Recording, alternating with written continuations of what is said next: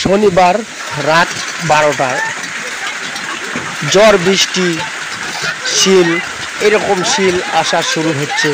আপনারা দেখতে পাচ্ছেন শিলের কোনো চিত্র নাই, তবে ঘরের টিনগুলো কানা কানা করে শিলগুলো পড়ছে। গাছের আমগুলো সব পড়ে জড়িয়ে গেছেন। ঘরের ভিতরে দেখেন আপনারা শিল দেখতে পাচ্ছেন, জমা হয়ে গেছে একদম নিমকের মতো।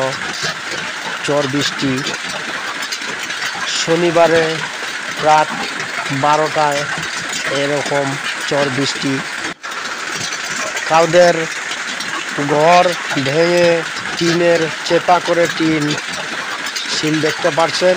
এরকম শিল আগে বহুত বছর পরে আমরা দেখেছি।